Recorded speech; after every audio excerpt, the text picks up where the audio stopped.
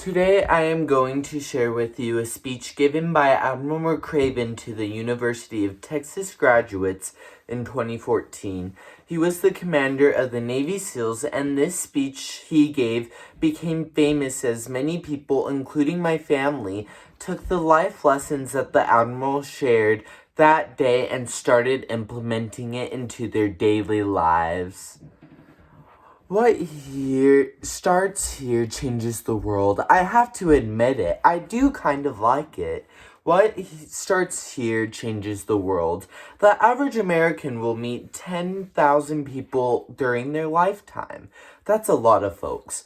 But if every one of you just changed the life of 10 people, and those folks changed the lives of just 10 people, just 10, then in 5 generations, 125 years, you will have changed the life of 800 million people.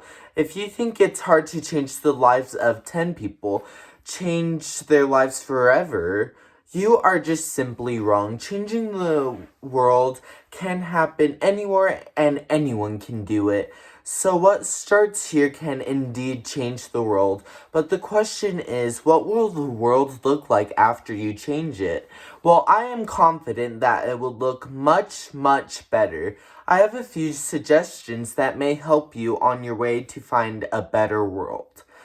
Our struggles in this world are similar, and the lessons to overcome those struggles and to move forward, changing ourselves and the world around us, will apply equally to all of us. I have been a Navy SEAL for 36 years, but it all began when I left Utah for basic SEAL training in Colorado, California. Basic SEAL training is 6 months of long, torturous runs in soft sand, midnight swims in the cold water of freezing San Diego, obstacle courses, unending calisthenics, days without sleeping and always being cold, wet, and miserable. It is 6 months of being constantly harassed by professional trained warriors who seek to find the weak of mind and body and eliminate them from ever becoming a Navy SEAL.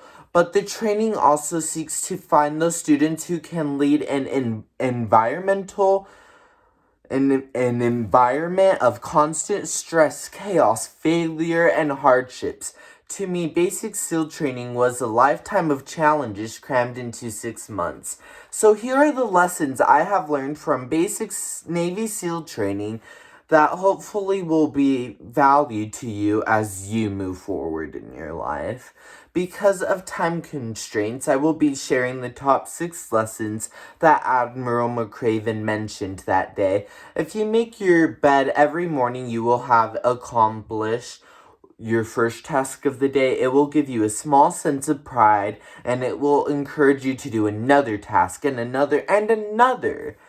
By the end of the day, that one task completed will have turned into many other tasks completed.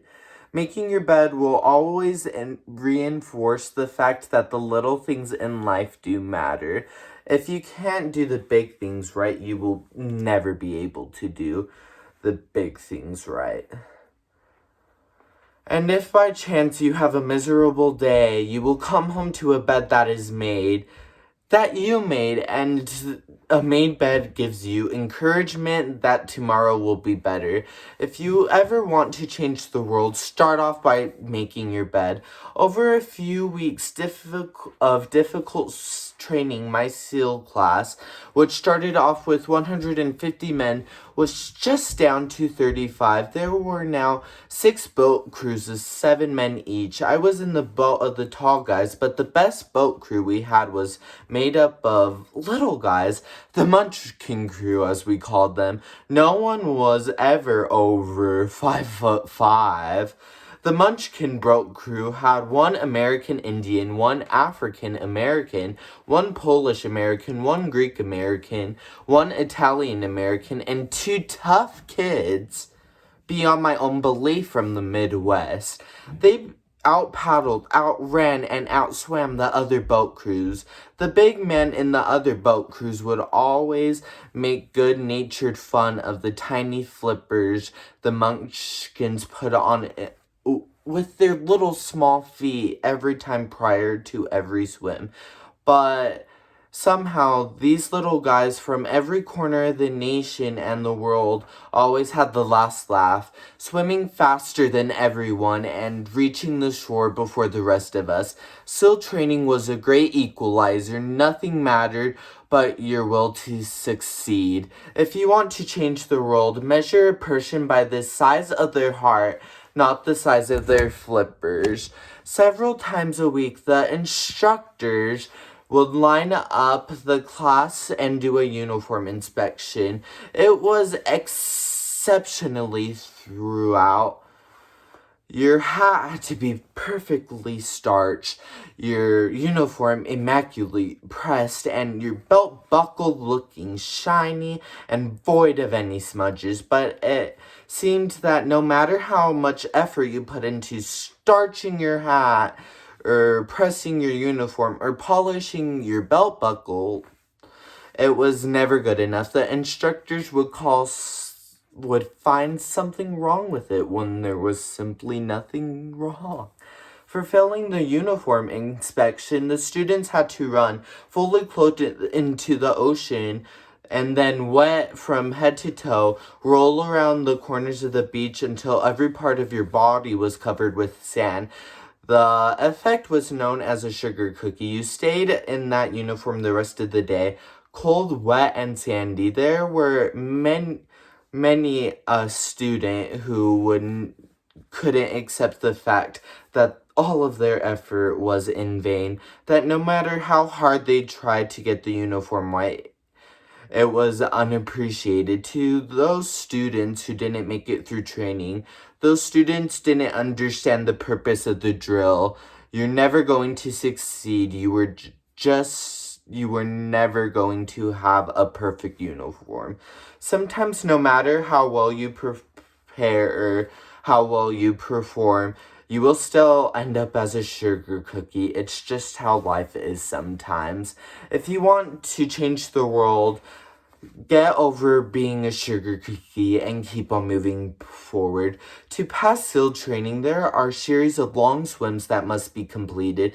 One is the night swim. Before the night swim, the instructors joyfully briefed trainees on a species of sharks and the inhabitant of waters of San Clemente. They assure you, however, that no student has ever been eaten by a shark. At least not recently, but you are also taught that if a shark circles your position, stand your ground, don't swim away, don't be afraid, and if the shark, hungry for a midnight snack, darts towards you, then summon up all of your strength and punch him in the snout, and he will turn and swim away. There are a lot of sharks in the world. If you hope to complete the swim, you will have to deal with them. So if you want to change the world, don't back down from the sharks.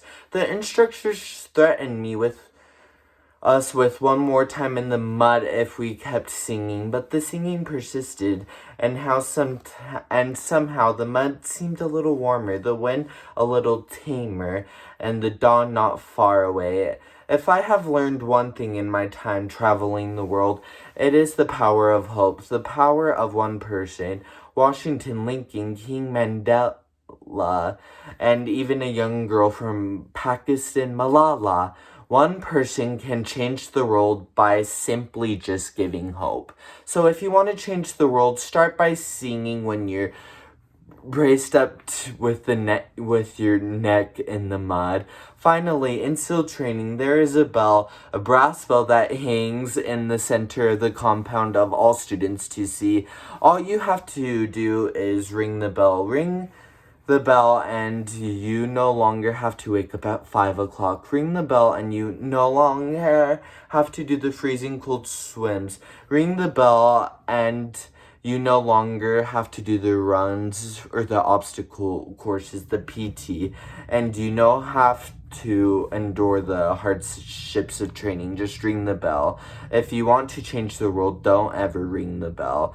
Thank you for your time today. Whether or not I win this presentation or not, I hope we can all leave today being more committed to change the world than ever.